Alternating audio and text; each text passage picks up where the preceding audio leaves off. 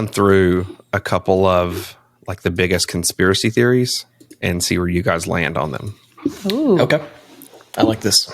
So Elvis is not dead. He's alive, living in Maui. That dude's dead. Yeah, he's dead. Died on the toilet, huh? I don't know if he died on a toilet or not, but you could convince me that he's dead. Like, I think people just love Elvis so much that they want to believe that he's still alive. Yeah, I don't understand. They think the same thing about Tupac, and I'm pretty sure he's gone too. Yeah. Mm-hmm. There's a bigger chance of Tupac being alive than Elvis still being alive, though. The moon landing was faked. I don't know. I mean, there are some suspicious things about it. I mean, I think it was probably real, but I don't.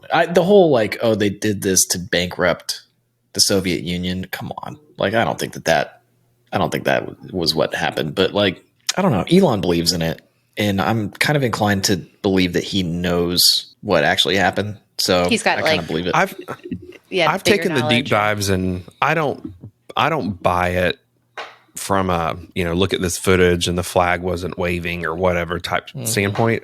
But can we all agree that it's really, really weird that we haven't gone back in like 50 years?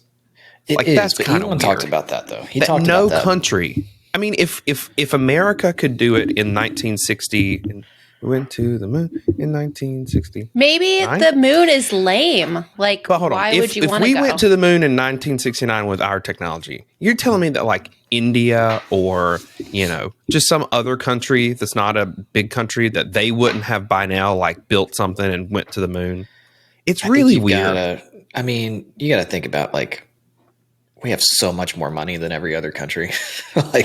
So I think there's that. And then this is not insider knowledge, but like from my dad working at NASA my entire life, they get almost nothing done. It's gotten a lot better in recent years, but there is so much bureaucracy that it takes forever for anything to happen at any scale. So like, I can believe that it's taken that program wrapped up. They started doing the space shuttle stuff.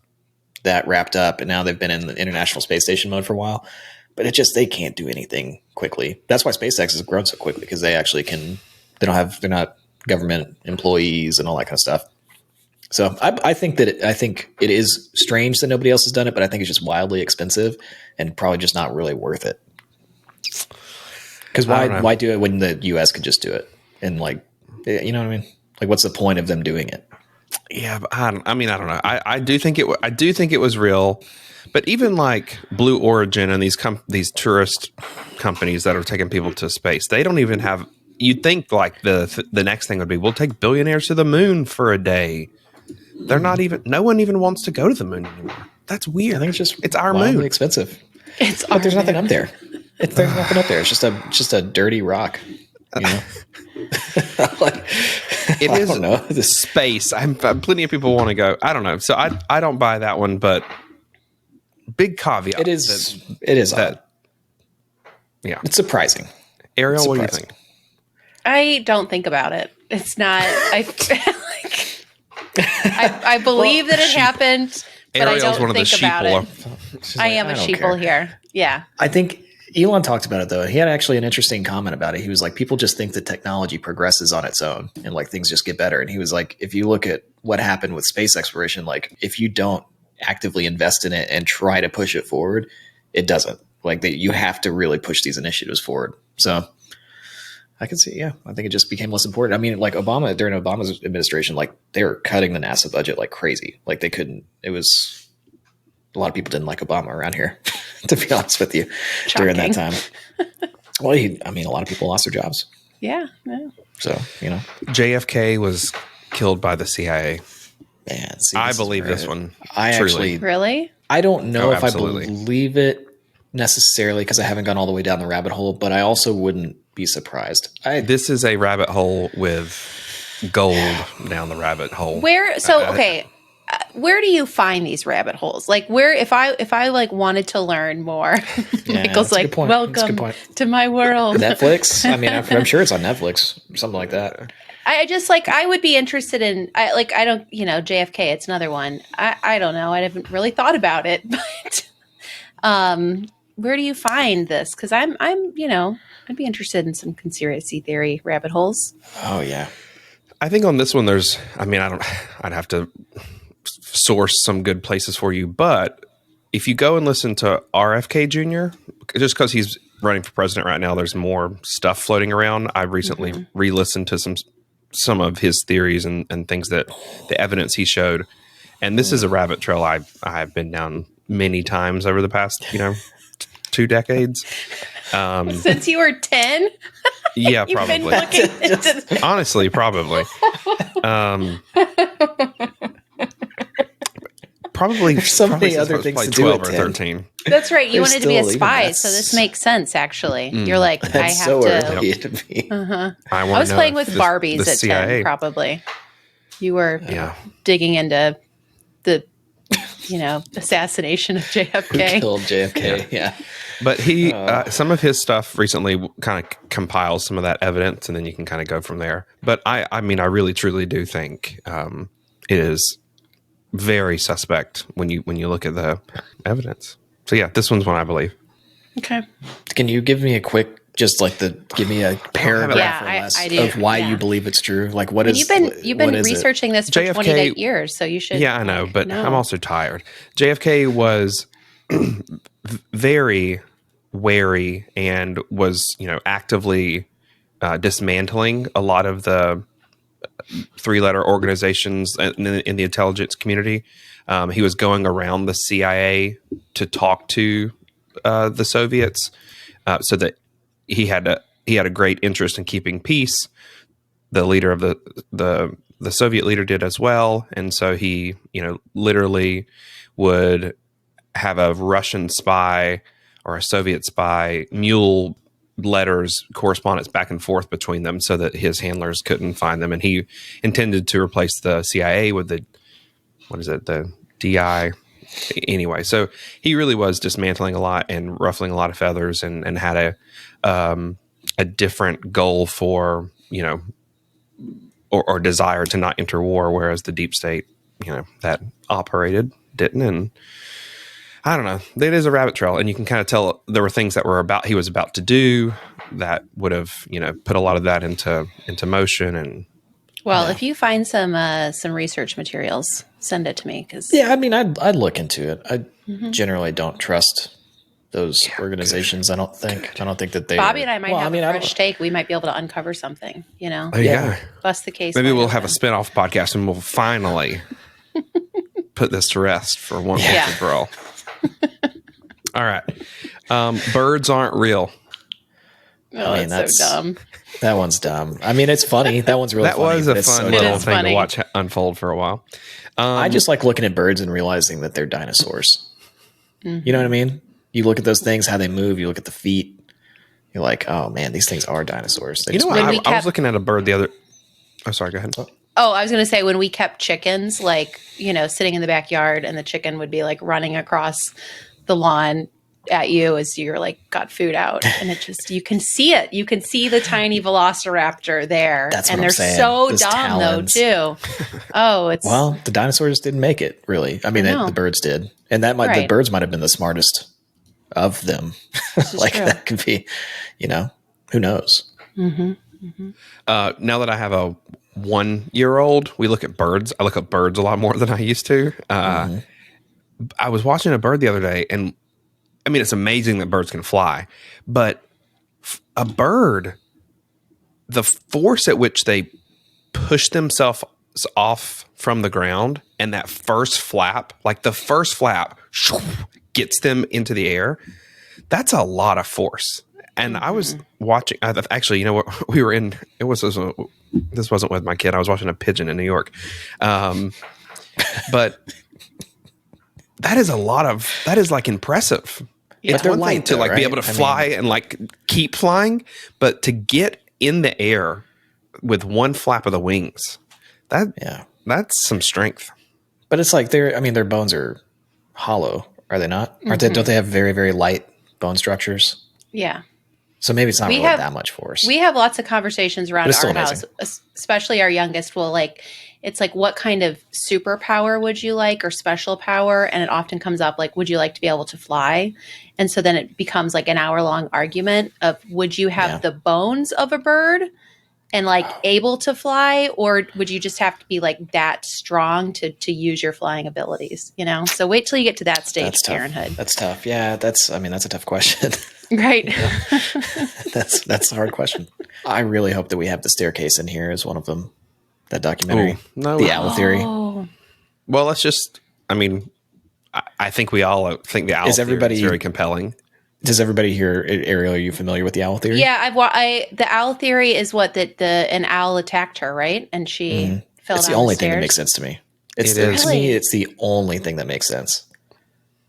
Because I've like watched both documentaries about it, and I like can't even remember that much. Well, it was it was otherwise the guy.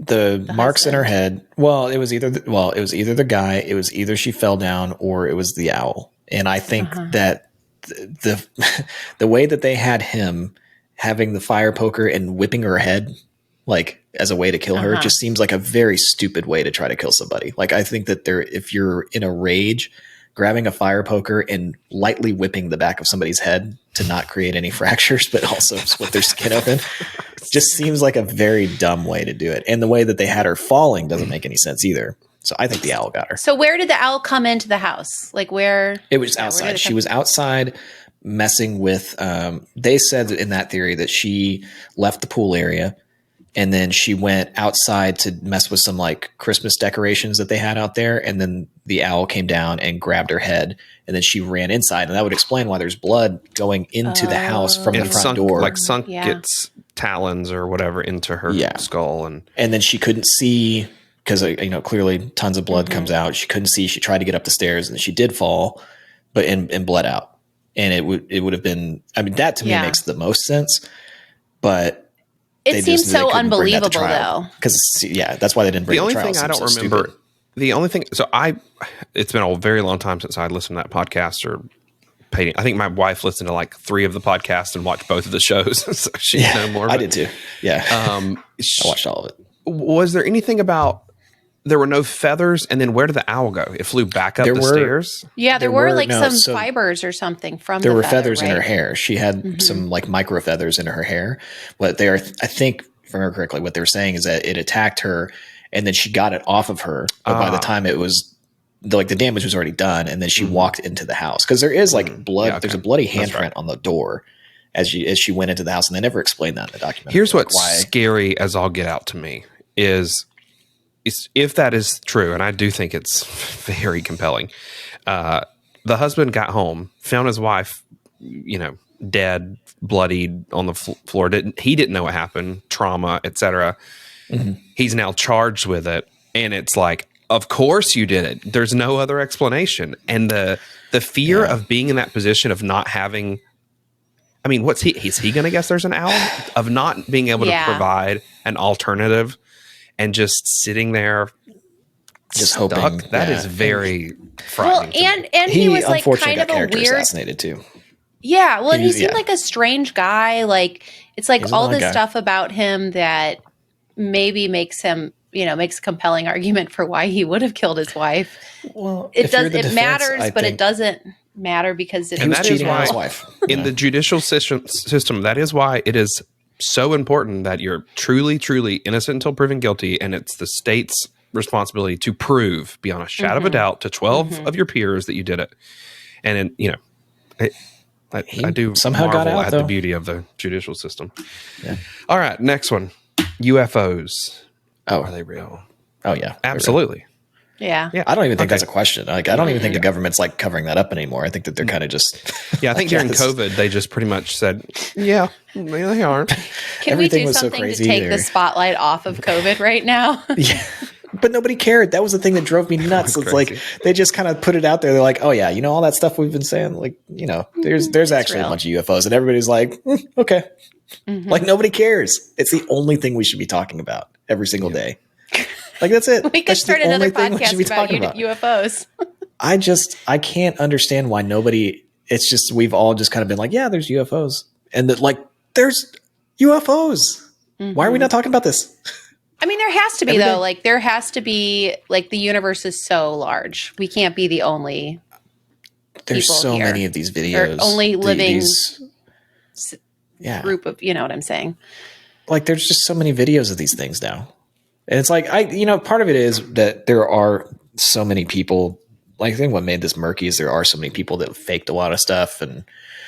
But I think that now it's just, there was that one video with it was the pilots, I think Navy pilots that were trying to track one of these things and they just couldn't keep up with it. They couldn't track it and knew where they were going to be before they got there. Like it's all just crazy stuff. Was that the one that on the Joe Rogan podcast? That was the one that I listened to. I think Robert recommended that one. He has the UFO people on all the time. And some of them are kind of like kooky, kind of weird people that you can't really trust them. I don't think, but a lot of them seem to be very like well put together, smart people. Mm-hmm. But I think that they're definitely, my question is, I have three thoughts. It's either aliens, it's our own technology that is just hasn't been disclosed, or it's us from the future. I think it could be all of them. I don't know. I could see it being any one of those three. Because I would think, I mean, time travel, I don't fully understand it, but I would think we're going to figure something out at some point to be able to warp space and time to where we can do that. I don't know. It wouldn't, any of those wouldn't surprise me though. I think I got a couple more for you here. Malaysia Air 17 and 370. I don't like talking about that one. What's the conspiracy theory there that it just... Yeah, refresh us on that. So if I remember, there's a number of theories as to what happened. Some of them were that, well, one of them was that 370 was like disappeared to then be later flown over Ukraine and shot down as a way of framing Russia. So it's like they're tied together, which I don't think I believe any of that. However, how weird is it that the same airline within 3 months of each other lost two planes? So that one, I don't know. That one's very suspicious, the timing of it. Another one is that like it was taken over somehow. The autopilot was and like flown to Antarctica. Yeah, I don't know that I know a lot of more of them, but to have that one seems like such a stretch. Large like, plane just disappear. I think I don't even know what the theory is, but what happened? I guess to it? What would be the point of trying to make such a large plane disappear with a bunch of people? Like, I guess I don't understand. Like the JFK one can make sense because it's like, okay, that I can see how that could come together, but like, I think the plane just crashed.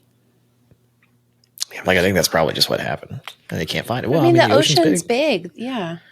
Yeah. I mean, whoa! You guys are telling me the ocean's big? I know it's a big conspiracy. Well, I don't understand why we think we would be able to just find something.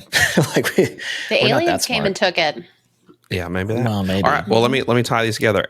Aircraft and aliens. The Denver airport is the secret home of the Illuminati. Man, there's a lot of weird things about that airport. With the red eyes out front. The red-eyed horse. My best friend used to live in Denver, and he just said that if I remember correctly, I think he said that there's a lot of weird things about the airport, but it's probably none of that stuff is true. Yeah, but I think it's just a weird airport. I hate that airport. Have y'all been to that airport? That airport sucks. I have flown through it. I've connected there. It's not a good airport.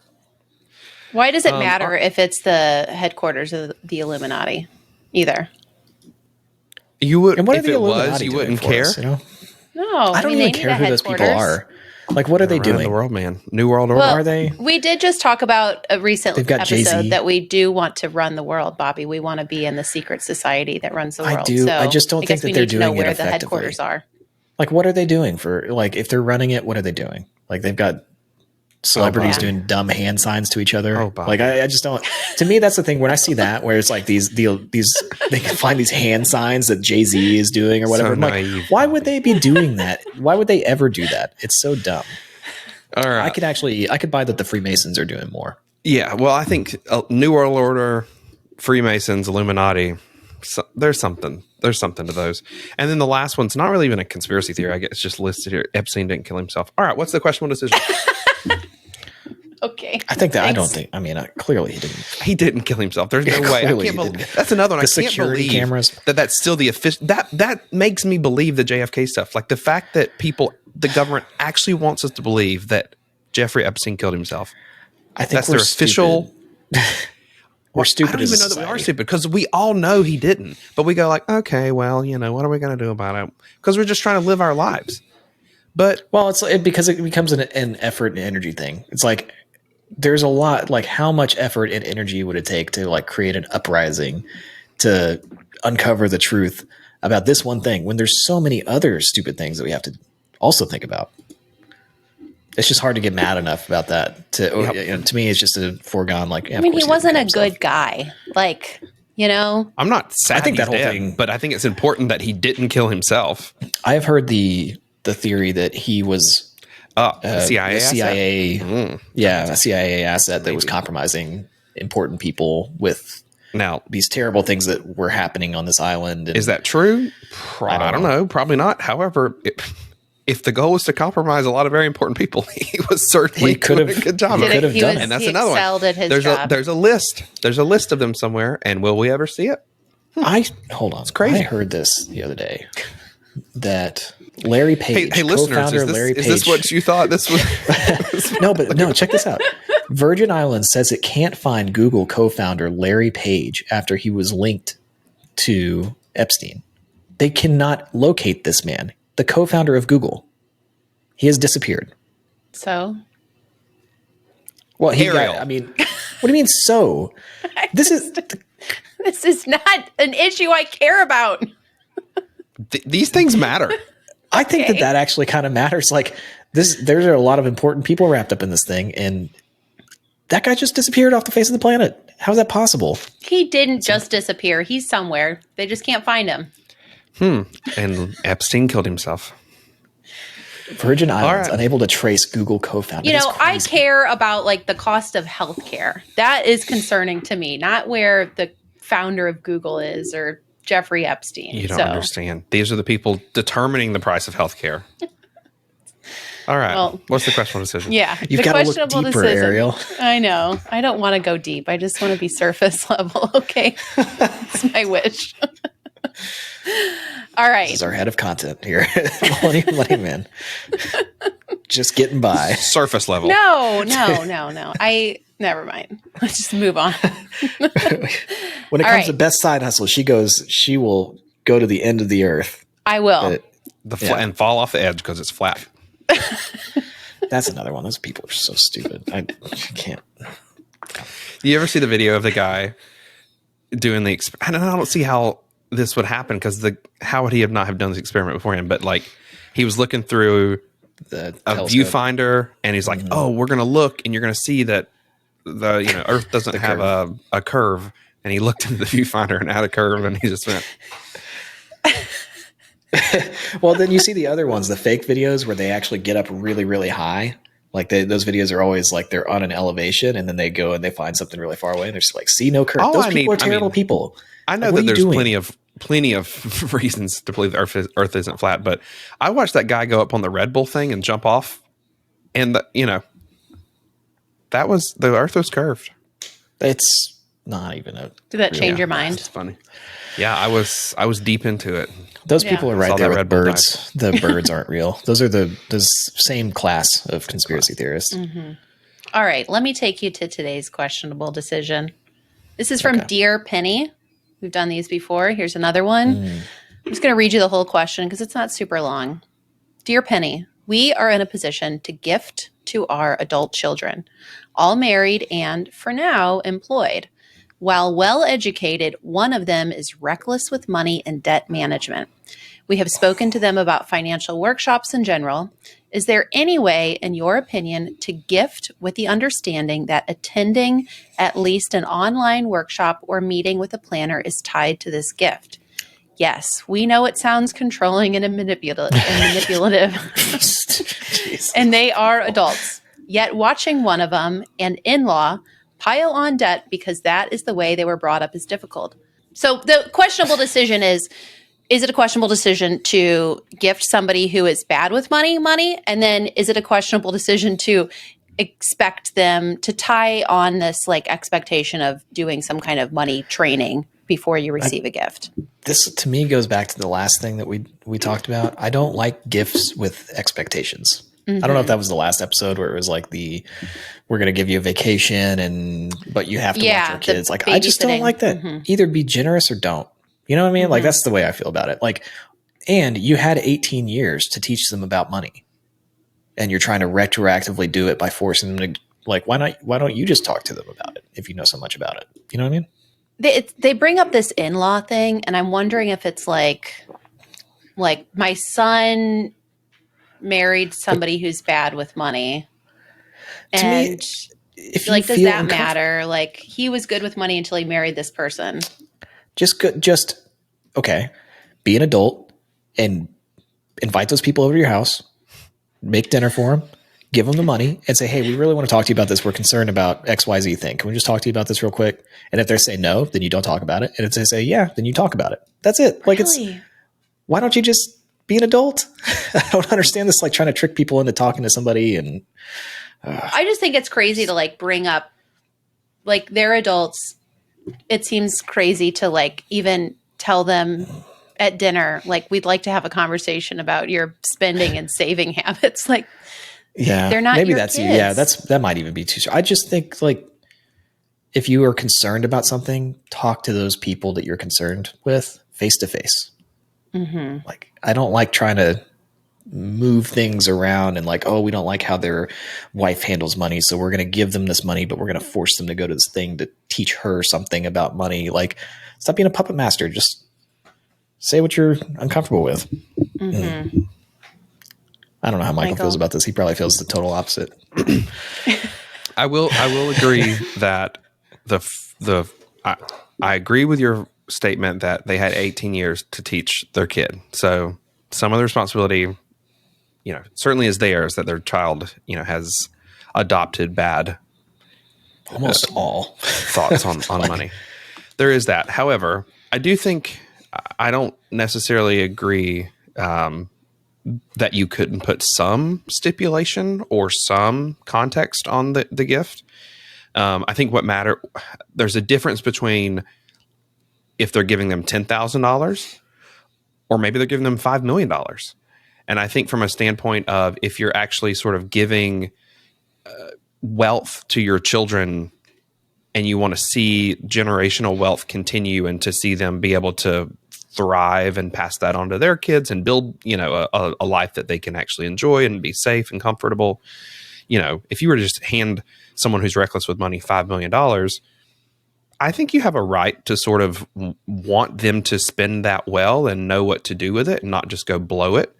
And I come back to, in a lot of these conversations we've had on this podcast, you guys are just like, they're adults, they can do it. Well, they can also just not give them the money. But if you're going to give them the money, well, I'm saying don't do it. But and so it's worse to want to have a conversation about how they're going to spend it than just not to give it to them at all. I don't think, it could be an uncomfortable conversation. It you could just be did a bad job raising them. Well, I don't think it's all on the parents for how a person, like an adult child, and there is like the day they turn 18, they're an adult, but like, I don't feel like it's all of parents' responsibility for how their kids are with money. Like, you certainly influence and like lead by how you are handling your money, but kids make their own decisions in terms, like, I have 3 kids and they all approach money in different ways. And they've had, we've been in different points financially raising our children, but we're the same people. And we've got a great saver and we've got a great spender. And then we've got somebody who's like kind of in between. And so I don't think it's fair to say that like the parents must be the problem. But well, I mean, I don't know. I don't know. My kid's not 18 yet. So I don't have like adult children. So, I think certainly things don't go the way that you hope they would. But to me, this sounds like using money to try to control somebody. Like if you have such strict requirements for, you want to pass down wealth and you want it to be used for this and you want the kids to do this with it, like that's, to me, someday my kids are going to get money and what they do with it is what they do with it. I'm going to try to guide them the best way I can, But if I'm giving them money with stipulations and all this stuff, and you need to use it to grow the family wealth and all this stuff, like, then I might as well just donate it to charity or do what I want to do with it instead of like placing some kind of burden on them, you know, or expectation of what they should have. It's my choice to give to them, you know? Mm-hmm. So it's like, you know, the unknowns here are how much are they giving them? Because that does matter a little. That matters a lot. Yeah. And they're giving them a gift now. I'm guessing this isn't like their inheritance. You know, they just have the ability to give them some money. So that's different than how much you leave them in a trust or, in your will. Mm-hmm. But so, there's a lot of stuff we don't know about this. What if this is $100? What if they're doing $100 to make these people go sit down with like a financial advisor? Yeah, but even like $10,000, like I feel like that would be a little too much for a number like that when you're just wanting to gift someone something. But let's imagine that again, that someone has accumulated $50 million and they have 3 kids and they want to begin to give them that money. I think you can absolutely say, if I'm going to give you millions of dollars, like I want you to be equipped to handle it well. And of course you want to do that as they grow up. But yeah, I think even doing things like putting it in a trust or directing how it can be spent, it's from the parent standpoint, that's their prerogative. And I don't know. I think it could be used in a controlling way, but I don't think it has to. I don't think that's the only thing that could mean. I like the idea of putting it in a trust, especially if they have kids, and it could be something like kind of like you're almost like skipping a generation in terms of how that money is doled out and gifted. And, like parents can't touch it, kid can touch it once they're this age, some stipulations on it in terms of, can or can't be used for a college education, I don't know. I think that is reasonable. I also wonder about like, so what if it was, say the parents have, $50,000 that they're willing to like gift their child, and they want to either do it in a lump sum or like they would be like, well, I can help you with some stuff. Like you've accumulated some debt. I can help you like pay off the debt. Do you think it would be better or worse to say like, I can help you pay off some debt, or just like give them money? Yeah. I or think does that's it matter? the question. That's the question I'd put to Bobby is like, let's imagine it is some number like $50,000 or $100,000. And what the parent doesn't have to give them a gift at all. Mm-hmm. But they want to give them a gift. And if their reason is, they have a little bit of debt and I want them to be able to like set a little bit of foundation for their future, put some money down on their mortgage or, pay off their car or whatever. Like that's the intention of the gift. That is a good intention and it's a fine intention and it's the prerogative of the parent to give it with that intention. So in that case, to put rules or boundaries, like I'm giving you this gift, not so that you can go blow it on a vacation. I'm not giving you the gift if you're going to go blow it on a vacation. I'm giving it to you so that you can have, pay off this debt and have some financial stability and whatever. Do you think that's I still wouldn't put wrong or stipulations manipulative? I think it is still controlling. What I would do if I wanted to pay off their debt, I would say, hey, I would like to pay off your debt. Like that's what I'm doing. I wouldn't say, here's $50,000. You need to make the right choices with it and do XYZ thing, or I'm not giving you the money. Like if I want to pay off their debt, I'll pay off their debt without stipulations. I feel like though, I mean, I that is an interesting approach, but I feel like there are some people who incur a lot of debt because they don't actually make enough money to cover their living expenses. But there are also people who have a lot of debt because they are just not good with money. They could make a 6-figure salary and will always have a lot of debt. They'll find a way to spend more than they have. And so it's like you're paying off their debt, but they could just as easily go back into debt, and you're almost like feeding the issue, Well, if my kid was clearly terrible with money, I wouldn't be doing this stuff for them though, because I don't think that this is helpful to them. I think it actually is enabling them to continue to do what they're doing. Like I think sometimes people just need to learn on their own and have really like tough times. But if I'm really feeling like generous and I'm like, you know what, I want to do this for them, I'm not putting any stipulations on it. I'm just going to do it in the most direct way possible that doesn't require them jumping through hoops to make me happy or make me feel like they did the right thing with the money. That's just the way that I feel about it. But I mean, I get like wanting to put some boundaries around it. Like I think a trust is a good idea.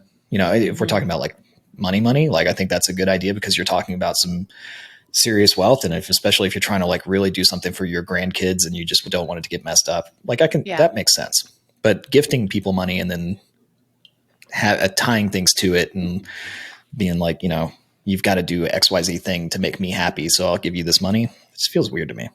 Well, and your kid could just go to that like one workshop and like zone out the entire time and be like, I did it. Here's my certificate of completion. And then give me the cash. And like, that's to me, it's just I'd rather have a conversation with my kid. Like, hey, I want to give you this money. I'd really like to talk to you about some things I'm concerned about though. Can we talk about this? Like, to me, it's like, I'm not outsourcing that to somebody else, and making them go through some uncomfortable, weird thing so that I feel like, oh, you fulfilled whatever need I have to kind of control you past your 18th birthday. Like, I do kind of like that approach though, of just like, let's have a conversation. Like, I care about you. I want to help you. I want to do something for you. Like, and I worked hard to make this money too. So like, as the person who's earned the money, like you want to see it, you don't want to see it squandered, and just have like an open, honest conversation with your child. I hate when gifts are tied to things though, like when there are strings attached to gifts. And I think that my knee-jerk reaction with this question is just that, like, I hate when somebody's like, here's a gift, but you also have to do this. I don't think it's a gift. I don't think it's like a true gift in that way. Like, I think you can be generous. It's like you're either trying to be generous or you're trying to make yourself feel better about something that you're uncomfortable with or that you're concerned about via giving somebody something and kind of having them do what you want them to do. I don't know. It's just a weird thing to me. One year for Christmas, my dad got us all kayaks, like showed up to our house Christmas morning with 5 brand new kayaks. And we were like, this is awesome. But we didn't have a way to transport kayaks. And also they didn't, right. And they didn't have paddles. So we had to go out and buy paddles and then like find a way to transport kayaks. And like, that's not gifting somebody $100,000, but it is still like we weren't in the market for a trailer or kayak paddles. And now we are. And then it became like every couple weekends, like, have you used them yet? Like, oh no. And that's tough. a hard thing. You just got to, like, if you give someone something, you have to let it go out into the world and let it be. That's another conversation, I think. Because like I've wanted to just give stuff to people, like, but I think it's like, I think you have to, if you want it to go the way that you want it to go, I think you've got to ask them like, hey, I would like to get you kayaks. How do you feel about that? And then the answer is, we don't need 5 kayaks. Oh, okay. Let me think of something else then. Like, I just feel like if people talked more often, it would solve a lot of these kind of weird things. It just seems weird. We do use the kayaks a lot, though. So it turned into so it's. But at the time, it was like, what the hell are we going to do with these things? All right. So restate the questionable decision. Okay. And let's see what we think about it. All right. We are in a position to gift to our adult children, all married and for now employed. There's something about that that's. Yeah. There's something going on. Who is this person? It's the one they're worried about. Right. This feels passive aggressive. I think all of these Dear Penny questions feel passive aggressive. They really do. They have. Yeah. It's very interesting. Okay. So this is adult children, all married, for now, all employed. They're all well educated, but one of them is reckless with money and debt management. We've spoken to them about financial workshops in general. Is there any way, in your opinion, to gift with the understanding that attending at least an online workshop or meeting with a planner is tied to this gift? So the question is basically, these parents are in a position to gift money to their children, and one of them is not great with money. Would it be appropriate to require them to attend some kind of money management training before receiving this gift? I think it's questionable because I think that it's really not your business what your kids do with the gift that you give them, whether it's money or not. Also, it could hurt your relationship with your kids. At least think about it. All those things, plus you're just outsourcing something that if you're so concerned about it and if you're so good with money, like then you should be talking to the kids about it. Like if that, you know what I mean? Instead of being like, you're going to go to an online workshop, that's going to see Dave Ramsey. That's going to totally fix them. Yeah. That's even better than an online, like what is an online workshop? Like a 30-minute workshop on how to handle your finances. I mean, actually, if you made them watch something from Dave Ramsey, that might actually not be as bad of a thing. Yeah, to the particulars of this questionable decision, I do think it's a questionable decision. However, that's just because they're trying to get them to go to an online video workshop. I don't think it's necessarily bad to have some kind of stipulations or, you know, some kind of context for, hey, we'd like, you to not blow it.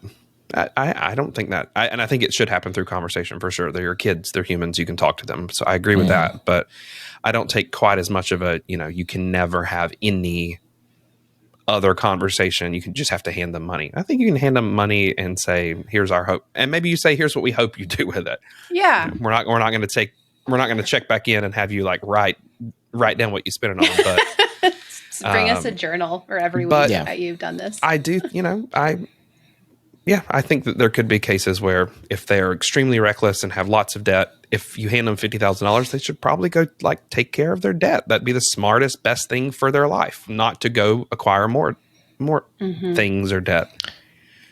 What if they don't do? What if you hand them $50,000 and you put them through all the stipulations and then they still don't do what you wanted them to do? Does that hurt your relationship with the child? Like, it seems like instead of just either directly taking care of it or not gifting them the money in the first place or gifting without expectation, like you're just setting yourself up for disappointment and possibly hurting the relationship with your child that might rebel against you because they're like, oh, they're trying to control me. I'm going to do exactly what they don't want. Yeah. I don't know, there's all these things. I think many of those things could happen. I don't think it takes away from the fact that, it's your gift to give.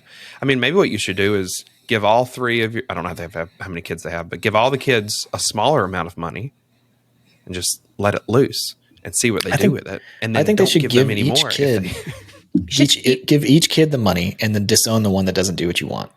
Or develop like a contest where they like win, like, like put them through like a weekend of whoever does the best with it gets more money. Yeah. Squid Games. Let's do that. I think that's you should. Our suggestion. Yeah. You should pit your kids against each other in this weird, or make them do a talent show, or like whoever gets to the end gets the inheritance, Yeah. Whoever writes the best Mother's Day or Father's Day card, like just turn all the financial gifting into like a contest. Yeah. Yeah, I think one mistake people make is they think they have to give all their kids equally. No, you can have favorites. You can give some kids more money than others. I don't know if I told you guys about this, but it relates to this particular story. One of our neighbors. So when our house was bought out by Costco for this development, one of our neighbors. Are you allowed to talk about this out loud? Yeah. Did you sign an NDA? Can Costco sue you? I don't know if I signed an NDA or not. No, it's public record. I mean, you can see you can look up everything. He had a reverse mortgage. It was bought out. And then they also bought him a house to move into. And he was originally like, awesome, I'll be able to then when I, pass away, this guy's in his mid 70s, I'll be able to like give this to my kids and everything. They can sell it, do what they want with it. But 6 months after he moved into his new house, he took out another reverse mortgage on it. And we were like, hey man, like you were set up like really well for everything. And he was like, my kids are bad with money. I don't want to leave them anything. I'm just going to like take this extra money out and go and live the life that I want. I'm like, that's another option that these people could do. Like just spend a lot of money on a lot of stuff that makes you happy. Maybe. I think there's some validity to some of that. Well, to some of it. I don't know. I mean, I don't know. I do think that people die with often, like people that have money, they die with too much of it. Like they give too much of it away instead of like they sacrifice things. When you get to I've just talked to people that are at a certain point where they're going to leave their kids plenty of money, but then they still don't treat themselves while they're alive. And that doesn't make any sense to me. I think you gotta, if you are able to, you should give yourself the life that you want. Yeah. All right, Bobby, send us out. It's been a couple weeks. Oh man, I haven't done that in a long time. You don't even need to look it up. Just just do it from your heart. Thanks for listening. Questionable Decisions. We have a phone number in the show notes. Okay.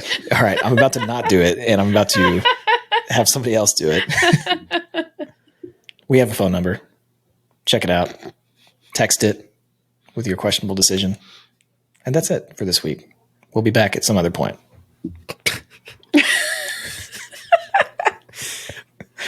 That's beautiful. That was good. Thank you.